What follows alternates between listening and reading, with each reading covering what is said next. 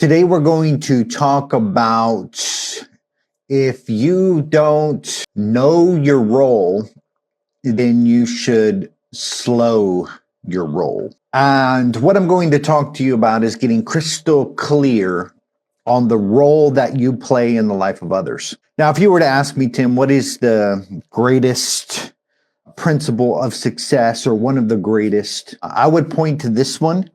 Because if you don't know who you are in the process, in the journey that people are going through, you're going to be very unclear and your impact is going to be hindered greatly. So what is your role inside of the lives of the people that you are talking to? All right. When somebody hears you or listens to you, sees you on social media, they're going to be thinking about a couple different things in their mind. What is this? Who is this for? What's in it for me is probably one of the biggest ones. And if you're making some sort of truth claims or some promise or results or whatever, they're probably going to be asking, do I know this person? Are they trustworthy? Are they the real deal Holyfield? Or am I having the wool pulled over my eyes? Okay. Now, I do want to touch before we move on the two questions that I think are of prime importance, and that is, what is in it for me?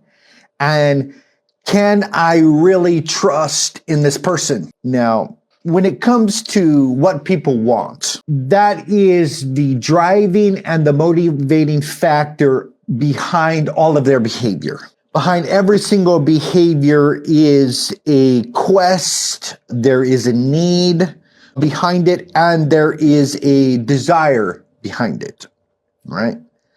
And that is that they want something. And the reality is that we're showing up as a problem solver, but we're also showing up as a person that can help other people get what they want. Now, this is a foundational principle. If I am to help people get what they want, then I really have to be in tune with what it is that I feel like they want. I have to know what they want, right? And now this is a skill set. Now it's a skill set because, a lot of us are more in it for what is for us. Since the world is what's in it for me mentality, we show up in the market with the same kind of frame, what's in it for me, what's in it for me, and we're thinking about our own motivators and our own factors. When in reality, we should be tapping into answering the question of what is in it for them. Where in this process do I give them what it is that they want? All right. Now, marketing taps into this, and that is to create desire. Because if you can get somebody to want something, then you can get somebody to make a transaction or to purchase the product, etc. So a lot of marketing efforts are to get people to crave and desire something, right? This is why they put beautiful things in ads, even when the thing is detrimental to you, right? Alcohol, cigarettes, like all of this stuff that is detrimental for you.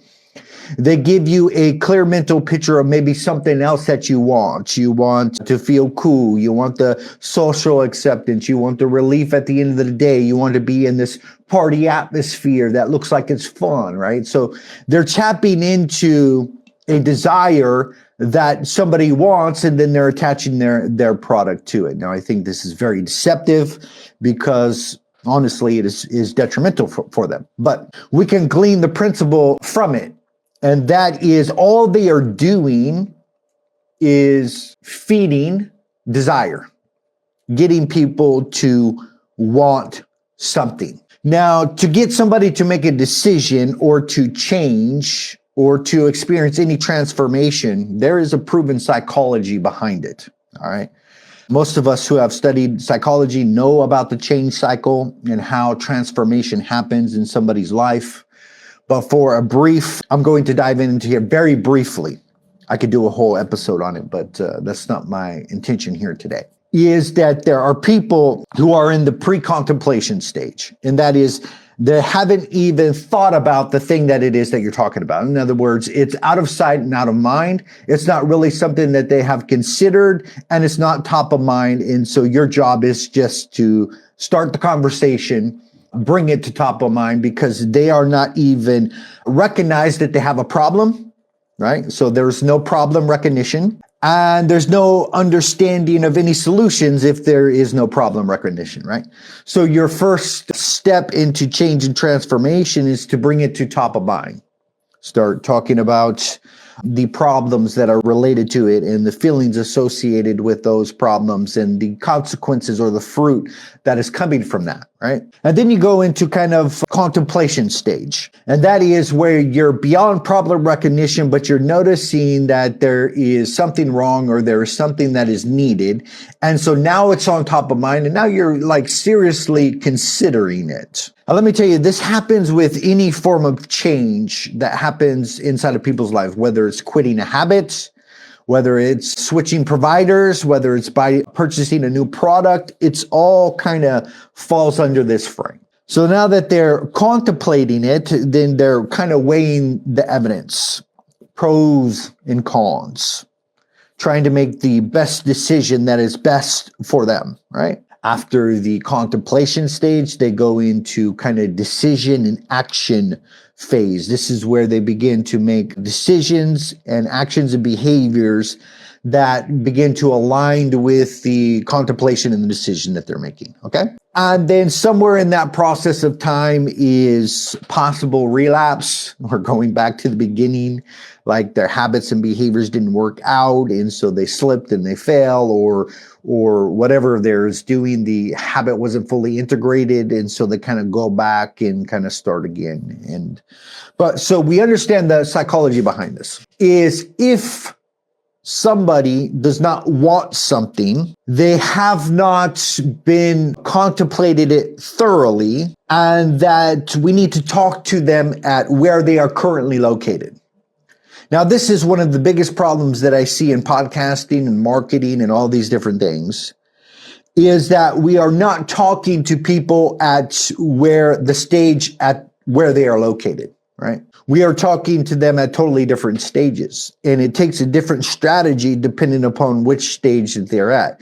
If your stage is to wake people up, problem recognition and kind of product education, because it requires that to make a decision, you cannot be talking to people that are further on down the road. You need to talk to the people at the stage that they are currently in.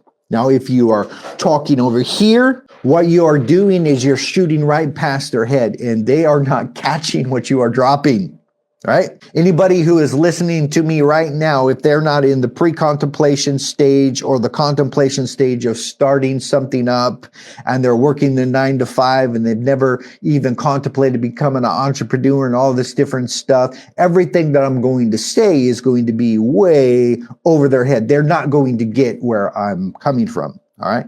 I'm starting from the stage of pre-contemplation and contemplation. I'm trying to get you to motivate you to action and to do something and to create something. So I'm talking to that person.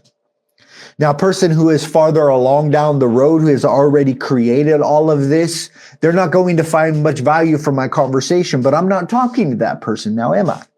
Now, if I spend all of my time talking to the person who's further down the road, I would not be initiating and getting people into starting something new, which is my prime objective. All right. So how is my podcast going to make people thirsty? How am I going to show up online and get people to want more? How am I going to write a book in a way that doesn't completely satisfy people, but leaves them knowing that there is a next stage and a next level? How am I going to do that with my course? So the ability is to get people to want what it is that you are giving. All right. Let's take this into a dating realm. You're dating somebody. All right. And you're showing up, and we usually show up with the best person, the best part of us, right? And that is we're minding our manners. We're making extra care that, the demons don't come out of our closet and some of those different things. We're putting on our best presentation, if you will. And what we're trying to do is to convince somebody that we are worthy of the next level. Right? Whatever stage of relationship that you are at, you are constantly giving cues that you are the kind of person that is worthy of next level relationship and intimacy, right? The main goal is to be desirable, right? Nobody goes into that time to be the most undesirable person possible. They go into it with a mindset of becoming desirable. And what that ultimately correlates to is that you are showing up and you are getting the person to want what you have, all right? And to say yes to your proposal. Get it? All right? Inspire desire. Now, what people often do is they show up on the podcast and social media, books, and all these different things, and they make it about them. When what it ultimately is about is the other person on the other end. Can you help them get what it is they want? Do you know what they want? Now, what I have solidified with my communication is that people want cash flow. They want to be able to make more money.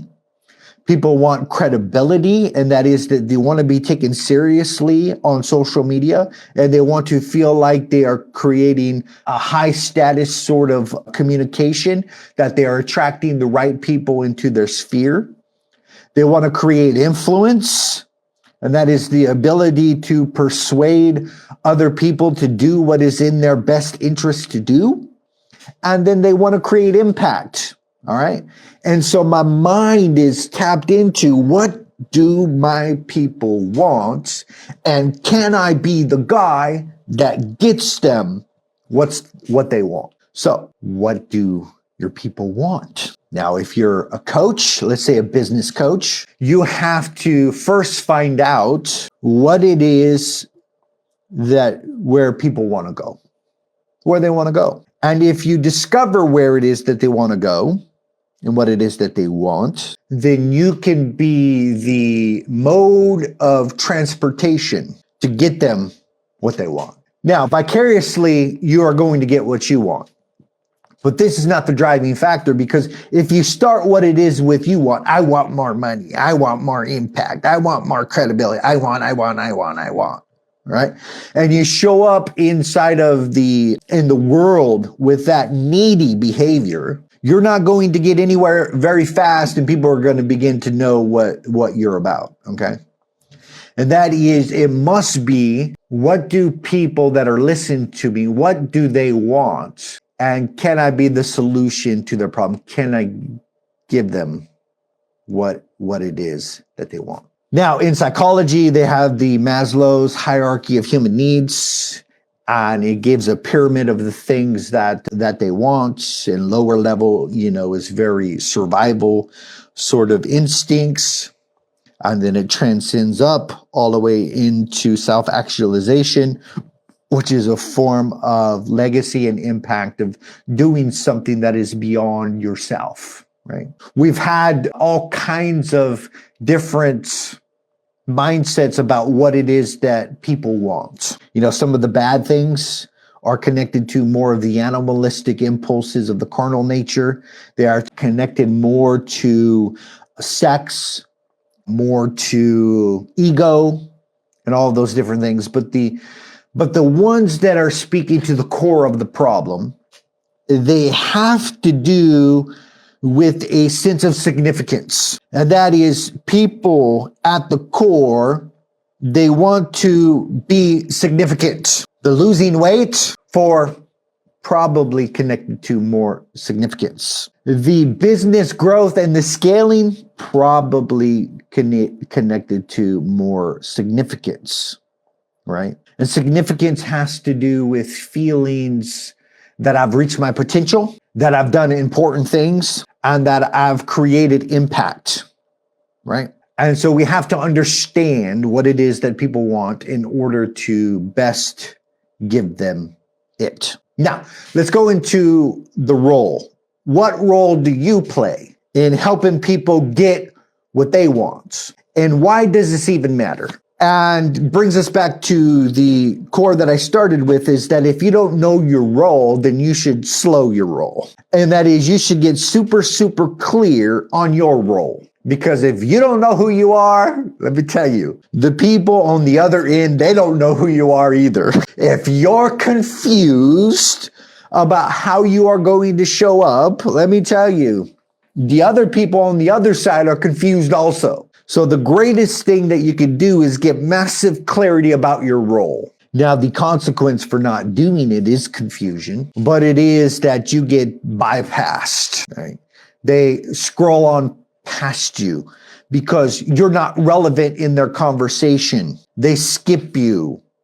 They forget you, right? People should leave your communication without any form of confusion on what it is that you do. So this is why the foundation of everything that I'm taking you to has more to do with awareness and clarity above all. Okay. Now, what is your role? And that is in the hero's journey motif. Who are you inside of their journey? Okay. I'm not talking about who they are inside of your journey. Your journey is not the central focus. Their journey is the focus. And what can they expect from you? How are you going to show up? Now, we should be asking ourselves this: how are we going to show up on podcasting? How are we going to show up on stage? How are we going to show up inside of this book? What kind of transformation are we promising? What kind of solutions are we going to provide? How are we going to show up on social media? Because all of these are connected to the impact and the effect that we are going to have on other people. All right. What is your role? Now, I want you to think of your role as basically maybe your calling and your job, if you will, inside of helping others. What is the archetype? What is the tonality? How are you going to show up? What is the energy going to look like? Okay. So I'm going to go through these different kind of archetypes and the way that people show up. And I'm going to go into kind of the pros and cons of some of these and get you super, super clear. Now, if you want the archetype identifier, just go ahead and comment below, say, shoot it over, and I'll make sure that you get it. This is core foundational stuff. You need to know how you're going to show up on social media. So the first one is the commander. You can already get and understand the energy of what the commander is going to show up like, right? And that is his internal drive is movements, decisions, results. So he's going to come off as very authoritarian. Now, many people give these different things a bad rap, right? But let me tell you, if you're in a hierarchy system and you're inside of any form of military or any sort of thing that exists and survives on its hierarchy, let me tell you that the commander is absolutely wonderful. In fact, you probably want somebody that is very similar to that. So what the commander sounds like is very assertive in his communication. It's kind of laid out, and it's like, here is what we're doing, and here is where we're going. Now, like I said, this is not the best sort way to show up in all situations. But let me tell you, in the right environment, this will be absolutely effective. There'll be no questions. There'll be massive clarity. This is the assignment. This is where we're going. And guess what? Everybody is going to be super, super clear. In fact, at the end of their communication, they're going to say, are we clear? Clear, right? Because clarity is the first thing that needs to be established in order to get some objective done with speed and efficiency. And so you can show up online as the commander if you so choose, if that is part of your personality. If you show up in this fashion, there's going to be all kinds of different people that are going to love the way that you communicate. You're also going to have people that hate the way you communicate. But let me just put it plain that every single one of these roles, somebody's going to hate. And that is because it is the opposite of their personality. But if it is the way that you best show up inside of the world, then by all means, show up that way. But just know that not everybody's going to like you, and that's okay. And you need to kind of know the dark side, all right? The dark side of the commander is the bulldozer. Okay. And that is that it just powers its way through different situation. It relies upon positional authority. It comes across as very commanding, and it can often slip into sort of fear-based, shame-based motivations, and it can come across as compliance is the only thing that matters, okay? But you got it. If you want to show up as the commander, by all means, show up that way. We need commanders. The coach. Now, the coach the goal is communicating growth, to get somebody to take action, to move forward, to take ownership for their life, to begin to take responsibility and see how their beliefs are shaping their outcomes, to get people to think better, to ask deeper questions, right? Now, this person shows up, talking about limiting beliefs. Walk me through your thinking process. Have you ever thought about this?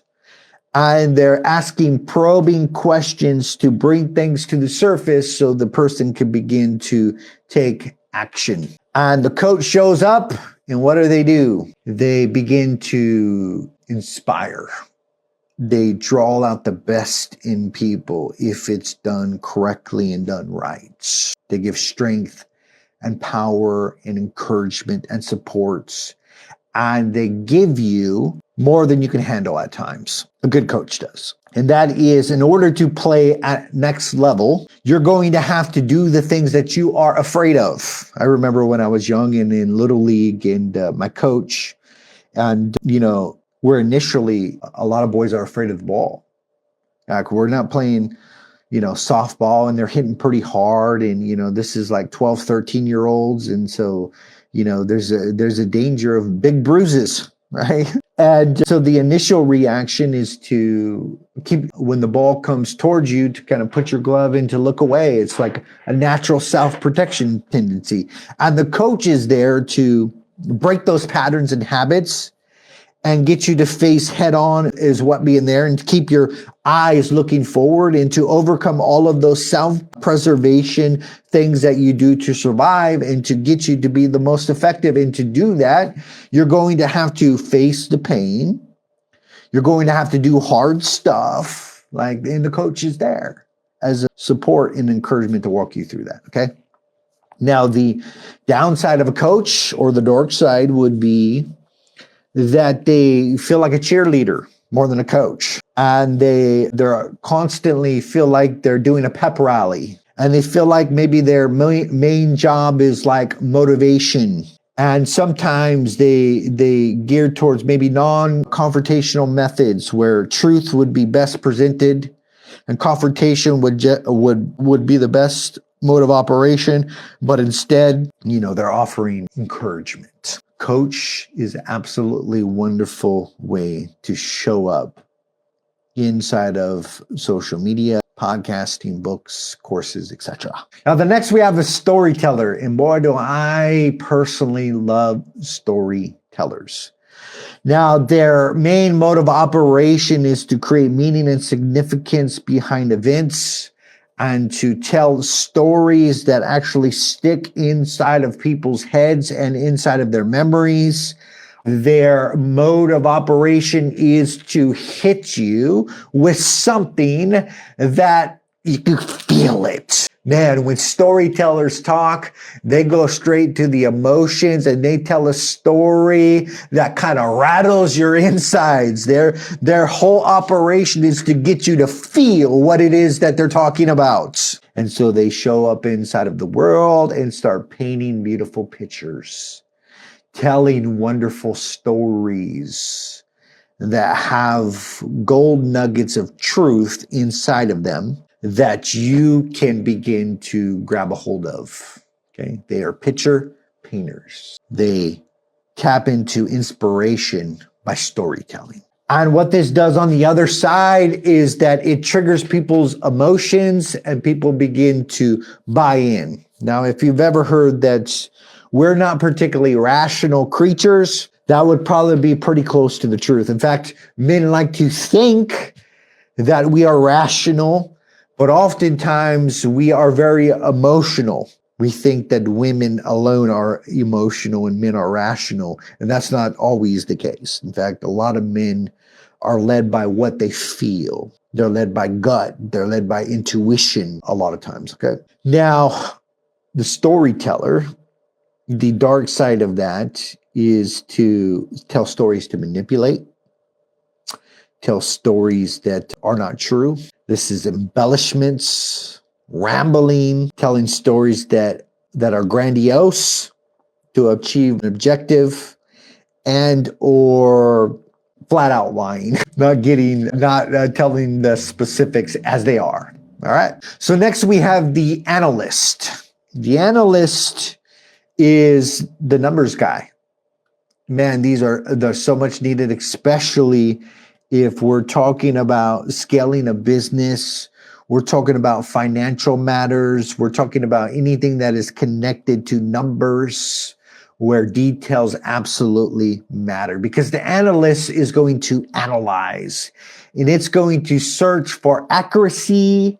It's going to try to tap into the logic that is behind everything. It is going to manage risk, and it's going to be the kind of person that relies heavily upon data. All right.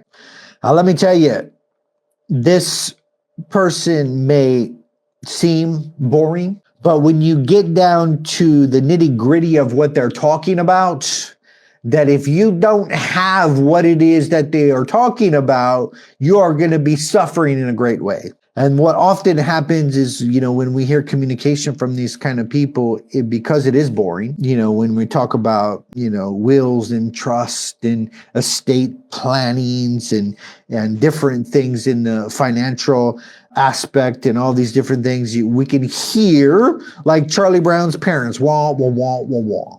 But the reality is that the boring stuff that they are talking about is much needed. And if we can get beyond the presentation, oftentimes we can understand where they are coming from. All right. They are going to prevent you from making stupid decisions.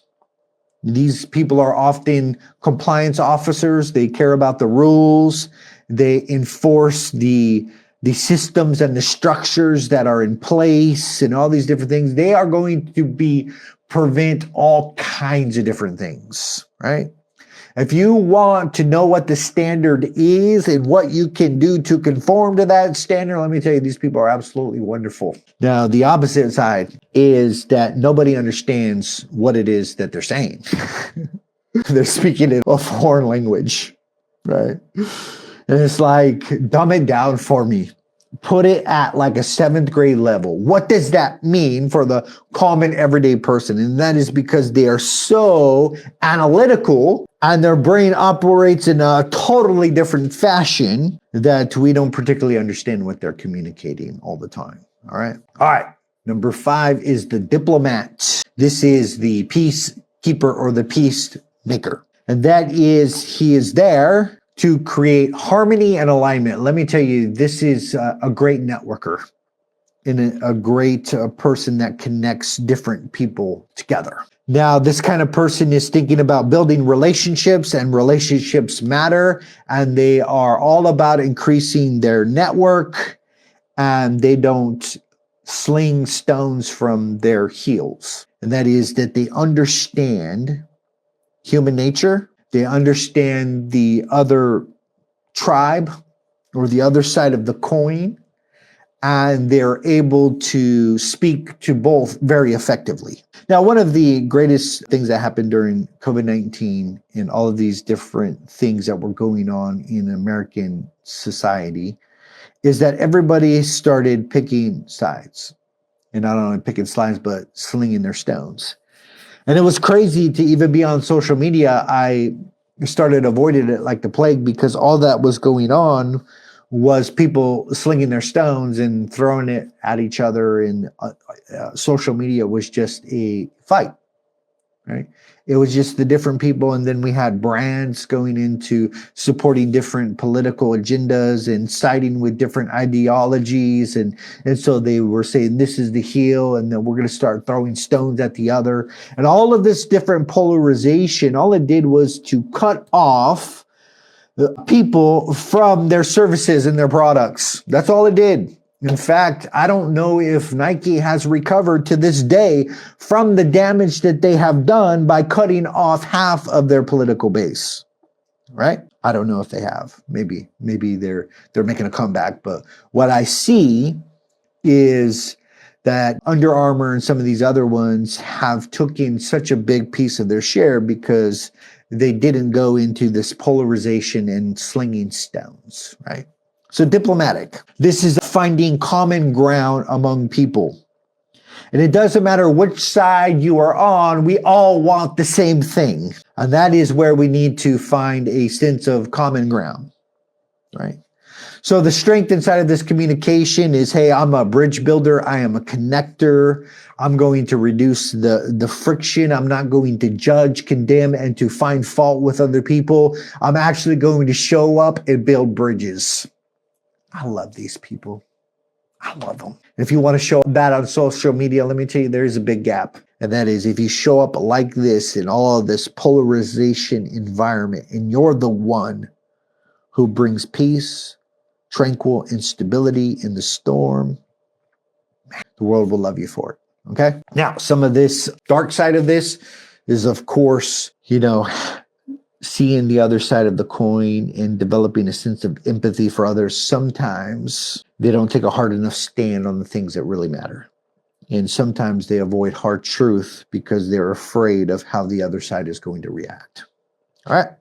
The challenger. The challenger is focused on truth. They are busting sacred cows. They have no problem pointing their finger at a lie. They have no problem poking holes in any sort of narrative. They are idol smashers, sacred cow busters. They are going to challenge the norm. And they are going to, whatever is trendy, whatever's common, they are not going to be the kind of people that accept it first off. They are the kind of people that kicks against the standard to test it, to prove it, to see if it's going to hold up. This is the kind of person that is going to be direct and to the point. They're not going to beat around the bush, and they're not going to create a lot of fluff. They see limiting beliefs as things that damage people, and they're able to spot lies a lot quicker than a lot of us do. And they are going to hold it up, to point it out, and to show the fallacy of the thinking errors. All right? Love these people. I find myself gravitating to this often. And I think it's probably maybe one of my secondaries. And I enjoy challenging the status quo. I enjoy smashing sacred cows. I love all of this. And so I'm thoroughly understand the dark side of this. We think everything is a sacred cow that needs busted. So we go around in tearing apart, destroying mode, thinking that we need to set people free all the time from their faulty logic, thinking that we are right all the time. And so we got to win arguments, and we got to make sure that we stand on the side of truth. And we got to make sure that we confront those who are not living in the truth. All right. The protector. The protector shows up and protects the tribe. Think of it like a watchman. Now, their goal is the people, and to be trustworthy, to be open, and to be honest. but they are going to protect people from things that are detrimental. They are going to help people fix things that are causing them pain. But before they fix things, they're going to ask what's really going on underneath the surface. The protector gets to the real issues because their main job is safety, to bring people a sense of stability. And so they are going to find out what is unsafe, and they're going to know what it is that's bringing instability inside of somebody's life. And so they will get to real issues really, really quick, right? Now, the dark side of this is that there's a sense of like over cautiousness, right? If you show up as a protector, you can become an overprotector, right? We know what an overprotector does. And that is they keep people from danger that they should actually experience. It's called enabling, right? That the other person actually should experience that hardship if they want to grow, but the protector is more concerned about the pain, and so they want to have them miss the pain, which thereby causes them to miss the learning experience. All right. The visionary. Now, this is a person who sees the future. I feel this one to my core. They're always talking about the possibilities, the future self, the goals, the objectives, the action plans that's going to get you to where it is that you want to be. These people inspire momentum. They are imaginative people. They're constantly inside of their imagination. I don't know how many times the people around me have to bring me back to earth. And it's very weird because it's like, you know, if they were to ask me where was I during that moment, I'd be like, well, I am 5 years down the road and this is taking place and that is happening.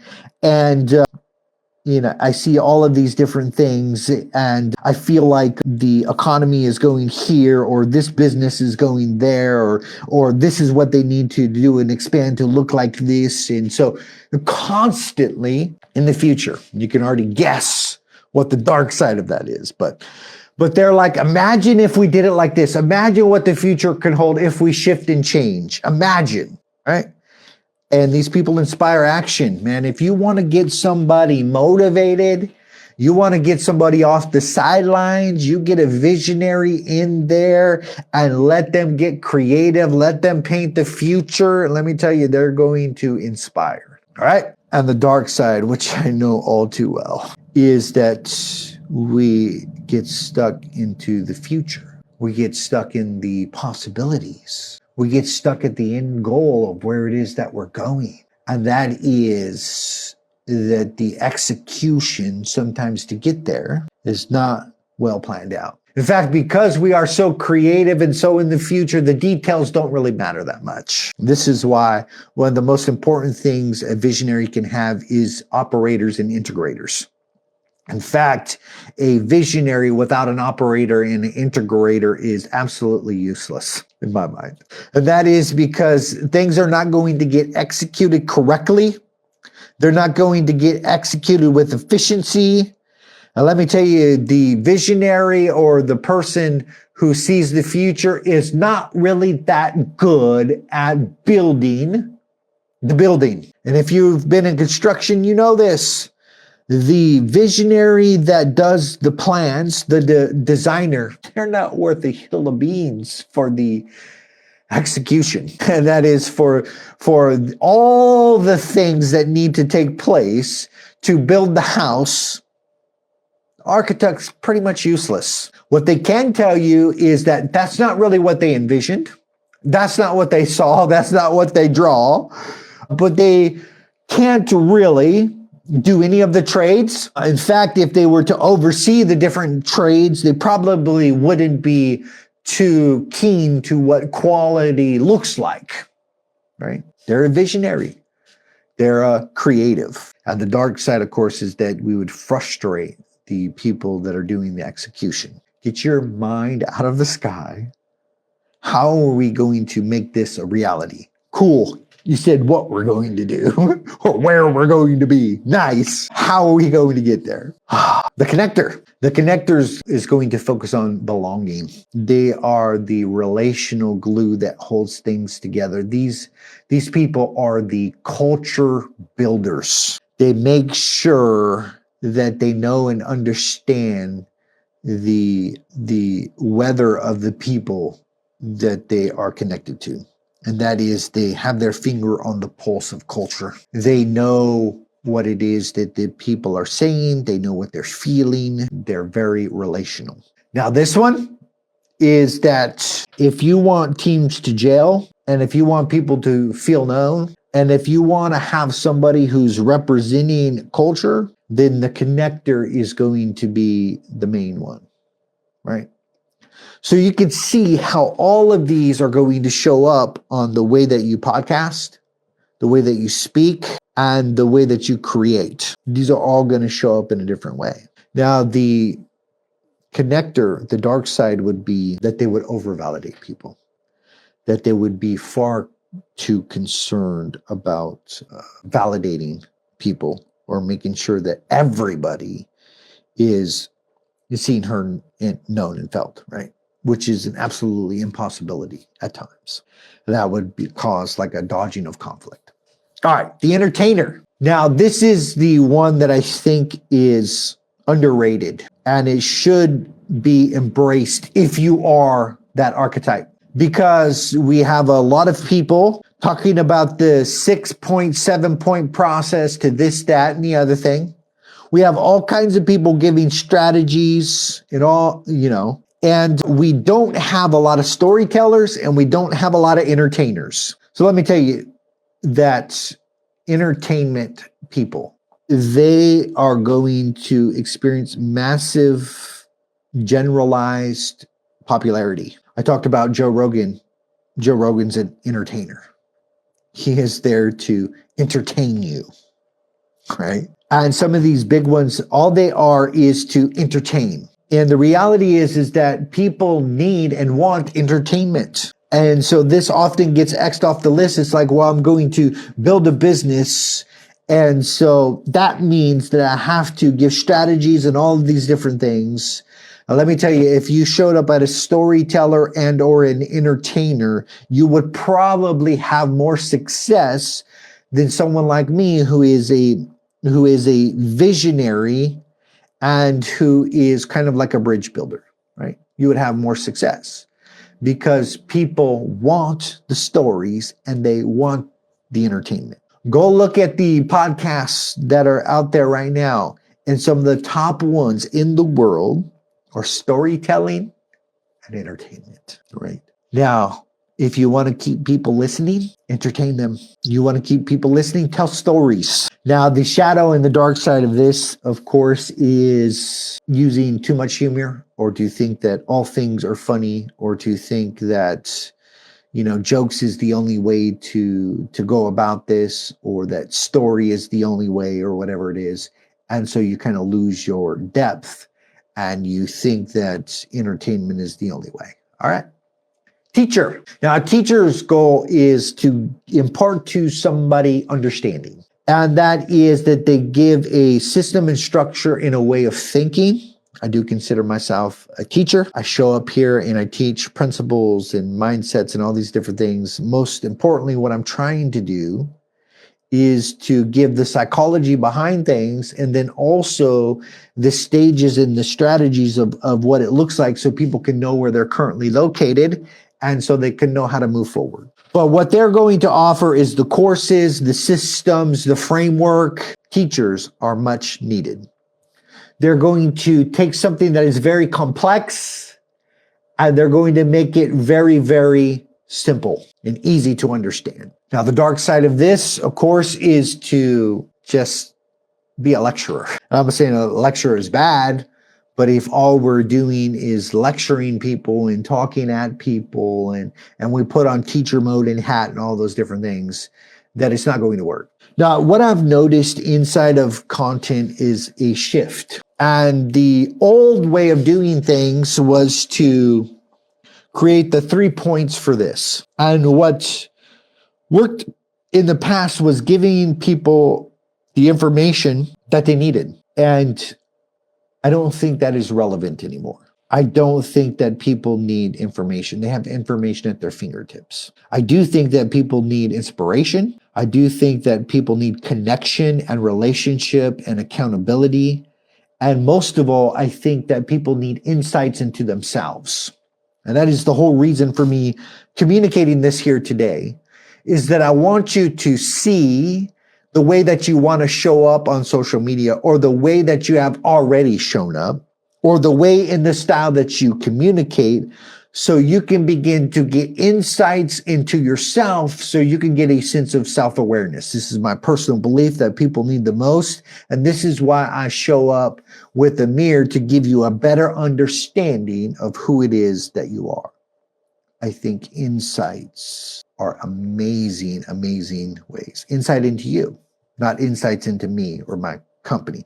Imagine if discovery calls, instead of being discovery if they're a fit for your company, if they actually became real discovery calls, where they discovered something about themselves and they left with the moments and they had an emotional response to the process that you gave them. And let me tell you, if you give people insights to themselves with more self-discovery, they are going to have those moments, and you're going to take them down the road of transformation. Lastly, the negotiator. This is the deal maker. They are showing up, they're leveraging, they're talking about outcomes, they're creating win-win scenarios. They're talking about how we need to show up inside of the world, how they're going to show up. And if you show up like that too, then we are going to create a deal, or create a system, or create a way of solutions to the world today. All right. These are the kind of people that get agreements done. Now, a lot of these people, the dark side is that they feel like everything is transactional or manipulated to just to get the outcome into the deal made. All right. So the tired teacher becomes a lecturer. The unchecked challenger, and they're all across the social media, they're just jerks, right? The overactive protector becomes the enabler. The loose visionary becomes the chaos machine, because the details don't matter and the structure is not there. The overthinker analyst becomes the delay factory, where we can sit around and do nothing. All right. So how are you going to show up inside of people's lives? And what is your role? How are you going to show up? Now, let me tell you that each role will produce certain things. If you need action, and you need action quickly, and you don't need group buy-in, and you have some sort of system or structure where you say jump and they jump, well, I would speak and get a commander, right? Because that is what is needed. If you need to get people to take responsibility for their lives and to begin to take ownership, then you would get a coach. So what you got to do is begin to develop what it is that the people in your tribe most need, and what do you feel most comfortable embodying? What is your role? Do you want to prick people at an emotional level, and do you want to move them and to inspire them to buy them in and start telling stories? If your people need accuracy, and these are maybe if you're dealing with the finances of a business, you're a bookkeeper, you're a financial consultant, like anything that it has to do with accuracy or analyzing details and data and all these different things, then you need to show up as the analyst. Analyze the details and the data. All right? If your people need most peace and alignment, the diplomats. They need standards, challenger. They need honesty and trust, the protector. You need possibilities, that's me. Then you need somebody who is a visionary. You need belonging, you need the connector and culture builder. If they need attention, they need the entertainer. Structure, next steps, teacher, all of these different things. So you can see how you can get clear on your role based upon what you naturally are inclined to do. And this is going to make your content easier. It's going to make your tonality and how you show up easier. It's going to make your titles, every single thing that is connected to strategy and social media, it's going to make it a whole lot easier if you know your role. Your offers, they're going to be a lot easier too. All right. So how do we flesh this out? Well, out of the ones that I mentioned, can you pick a primary? You feel like one is most like you. And then begin to ask yourself, what are the top 3 people that I admire? Who do I look up to? And that could be a podcaster who communicates well. It could be a favorite book that you feel like really hits home. It could be your favorite TV pastor. It could be all kinds of different things, right? It could be Abraham Lincoln. Could be Martin Luther King Jr., right? So what are the people that you admire? List out 3. Because this is going to give you a clue into the kind of communication that you like, that you receive, and also it's going to give you a clue because there is a reason why you like them. There's even a reason why that you liked a certain superhero growing up. I loved Batman. Man, I loved Batman. And looking back, the reason why I loved Batman because he experienced the same trauma that I did as a kid, right? Having an event happen while you were young that shaped and altered your destiny, that shaped who it is that you become. The Dark Knight having in a cave and reclusive and all these different things. And so there was a reason why that I loved Batman. There is a reason why you loved the superheroes that you loved. There is a reason why that you are drawn to these certain things. These are attached to the archetype that you want to embody, the communication that you want to give. All right. So then step 2 in this is get very specific and begin to look at the traits that you admire about these people. Maybe you admire Billy Graham. What is the traits that you admire? What is the style of communication that you look up to? Now, most of us have a person who we listen to a lot, and that person has become a mentor in a way or fashion that we look up to him. There are traits that we admire, and we actually inspire to become very similar to they are. All right? And there's a reason for all of that. You got to ask yourself these questions to begin to tap into them. All right? Now, then begin to identify the effect that they have on the people around them. What kind of effect did they have? What kind of effect did Billy Graham have? What kind of effect did Abraham Lincoln have with his communication? What kind of effect did Martin Luther King Jr. have with this communication? Maybe you have a favorite TED Talk. Maybe you have a favorite speech. Ask yourself, what is the outcomes that they created with that communication? You like it for a reason. So you have to tap into the reason why, okay? Now, these steps right here are going to get you closer and closer to the style and to the energy that you want to embody inside of the world. And it's going to cause you to show up on social media that is your most true, authentic version of who you are. Let me tell you, when you show up in the world with your most authentic version of who you are going to create the impact that you want to create. I'll see you on the next one.